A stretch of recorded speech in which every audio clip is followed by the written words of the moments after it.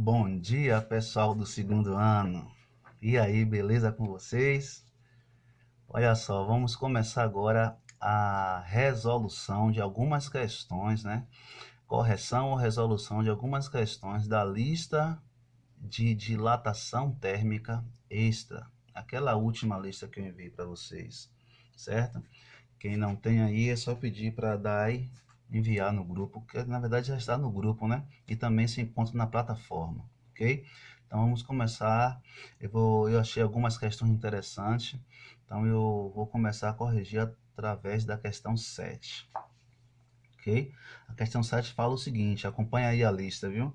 O coeficiente de dilatação superficial do ferro é 24 vezes 10 a menos 6 graus Celsius a menos 1.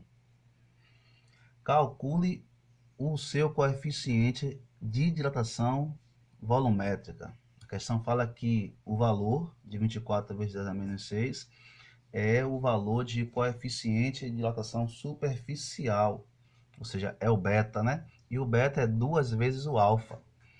E ele quer saber quanto é o coeficiente de dilatação volumétrica, que é o lambda. O lambda são 3 alfas. Então, olha só o que acontece. Nós temos aqui beta é 24 vezes 10 a menos 6 graus Celsius a menos 1. Ele quer o lambda, não é isso? Esse lambda é o coeficiente de dilatação volumétrica, ok? Bom, beta é o que nós temos, né? Precisamos encontrar o alfa. Então, beta é igual a 2 alfa. Como alfa está multiplicando por 2, vai passar a ser dividido, não é isso? Então, alfa é quem? Alfa é beta sobre 2, ok? Então, encontramos alfa, né? Algebricamente, alfa é beta sobre 2, é metade de beta. Como lambda é 3 vezes alfa, ok? É só substituir no lugar de alfa, beta sobre 2, não é isso? Então, lambda é 3 vezes beta sobre 2, resultando assim no seguinte, ó, alfa, quem é alfa? Beta sobre 2, ok? Bom, então quem é lambda? Lambda é 3, beta que foi dado na questão, que é 24 vezes 10 a menos 6, dividido por 2. Então vamos lá, coeficiente de dilatação volumétrica é igual a 3 vezes coeficiente de dilatação superficial dividido por 2. Então agora é só fazer a operação matemática, né? Nós temos quem aqui, ó, o coeficiente de dilatação volumétrica é 3 vezes. Como 24 é 2 vezes 12, eu quis trabalhar nesse formato. Conservei a base 10, dividir por 2. Nesse caso é só cancelar 2 com 2. Fica como coeficiente de dilatação volumétrica igual a 3 vezes 12, né? Vezes 10 a menos 6. E 3 vezes 12 é igual a 36 vezes 10 a menos 6 graus Celsius a menos 1. Ok? Então, essa aí é o resultado da questão 7. Ok? Passando aqui devagarzinho aqui, ó, bem devagar, para que fique no vídeo e talvez quem quiser dar um pause na tela e depois dar um print, ok? Essa é a 7ª questão, beleza?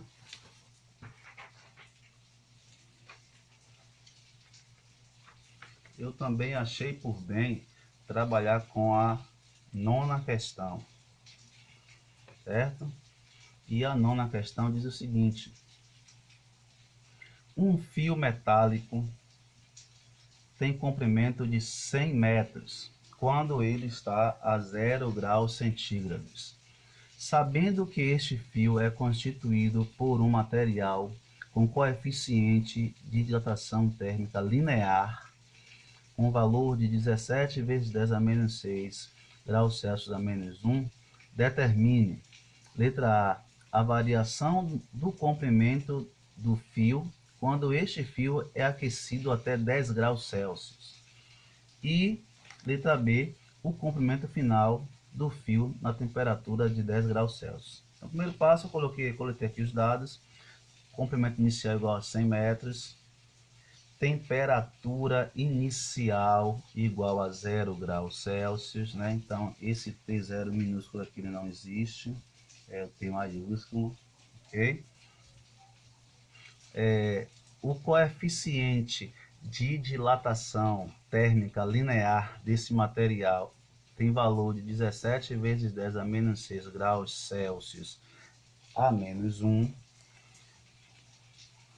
Ele quer saber qual é o ΔL, a variação de comprimento quando ele passa de 0 para uma temperatura de 10 graus centígrados. Logo, esse T minúsculo aqui também não existe, é T maiúsculo para representar a temperatura, ok? 10 graus centígrados. E ele quer saber também qual é o comprimento final, ok? Dessa forma, o que nós temos aqui é encontrar o que? ΔL e LF, né? O ΔL é a variação de comprimento, ou seja, aquilo que aumentou depois que mudou de temperatura, e qual o tamanho que vai ficar, né? Qual o comprimento final.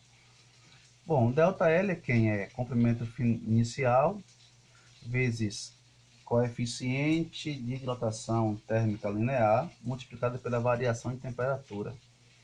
Logo aqui, a álgebra aqui muito bonitinha, né?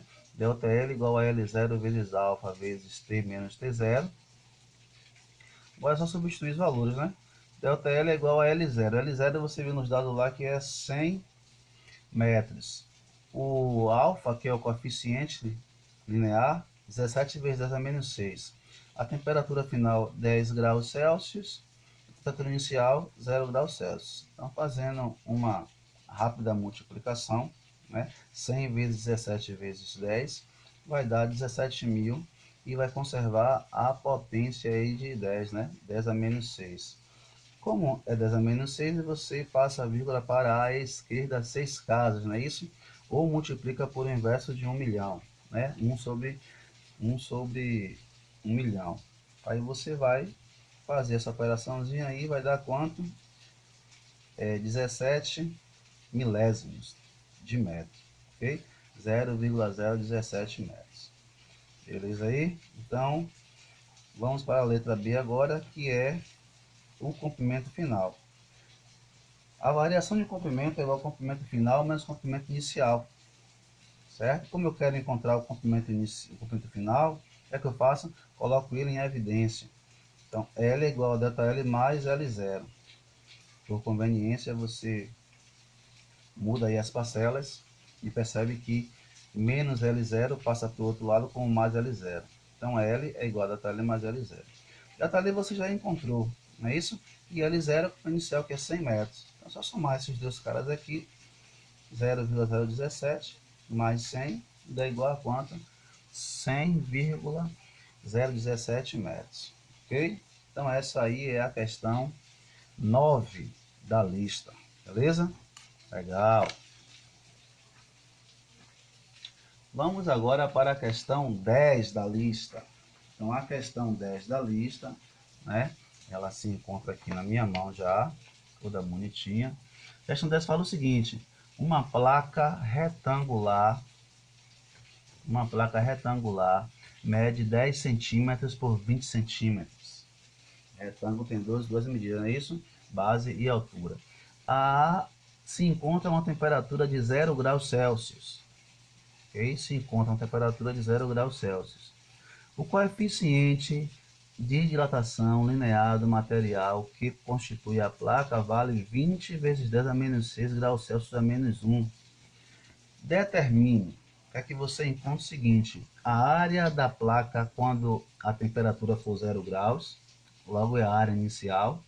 Letra B, a variação da área da placa quando a temperatura for de 50 graus Celsius. Letra C, a área da chapa a temperatura de 50 graus Celsius, ou seja, a área final. E letra D, a porcentagem de aumento na área da chapa. Quantos por cento essa chapa, né, aumentou de tamanho. Então vamos lá. Nós temos aqui os tamanhos dos lados da placa, L1 e L2, ou base vezes altura. Temperatura inicial 0 graus Celsius. Nós temos aqui o coeficiente de dilatação linear é igual a 20 vezes 10 a menos 6 graus Celsius a menos 1. Ele quer o seguinte, ele quer a área inicial dessa placa quando a temperatura estiver a 0 graus Celsius. Ele quer também a variação da área dessa placa quando a temperatura for de 50 graus Celsius. Ele quer também a área final dessa placa. Se é a área final, a temperatura vai estar na sua temperatura final, que é 50 graus Celsius. E ele quer a porcentagem do aumento dessa área. Então vamos lá. Se é área, logo a dilatação é térmica superficial. Então, a área do retângulo, que é uma placa retangular, é base vezes altura. Não é isso? A área do retângulo é 10 centímetros vezes 20 centímetros. Logo, nós temos aí 10 vezes 20, 200 centímetros quadrados. Então, essa aqui é a área inicial. É o que ele pediu lá como área inicial. A área quando a temperatura for 0 graus. Letra B, ele já está pedindo o quê? A variação da área quando a temperatura for de 50 graus. Quando variar a temperatura. Então, nós temos ΔA igual a área inicial vezes beta, vezes a variação de temperatura. Nós temos a variação da área é igual a área inicial, beta é 2 vezes alfa, 2 vezes alfa, vezes T menos T0. E a variação da área é igual a área inicial é 200, nós encontramos 200 aqui, área inicial, vezes 2 vezes o alfa, que é 20 vezes 10 a menos 6, vezes a variação da temperatura, que é 50 menos 0. 50 temperatura final, 0 temperatura inicial. Ok? Bom, então nós temos aqui, ó, a variação da área é igual a 200 vezes 2 vezes 20, 40, vezes 10 a menos 6, vezes 50 menos 0, 50. Ok? Isso aqui agora é só uma operação matemática simples, né? Então, nós temos o que aqui? A variação da área é igual a 200 vezes 40 vezes 50, dá 400 mil, ok? Nós temos aqui, ó, a base 10 conserva, né? E aí, como está 10 a menos 6, você multiplica por 1 inverso de 1 milhão, não é isso? Ou seja, passa a vírgula 6 casas para a esquerda. Logo fica 0,4 centímetro quadrado, que é o aumento da área aí, quando sai de 0 graus para 50 graus. Ok? Bom, essa aí é a letra B. Vamos então agora para a letra C, que é a área final dessa chapa. Ok? A área final dessa chapa se encontra aqui, ó. ΔA é igual à área final menos a área inicial, ok? Fazendo-se aqui uma passagem da equação, né? Menos a zero, vai para lá como sinal trocado, então fica a área final igual a ΔA mais a zero, ou seja, a área final é igual a variação da área, o quanto a área aumentou, né? Mais a área inicial. Então, aumentou quanto? Aumentou 0,4 centímetro quadrado. A área inicial, 200.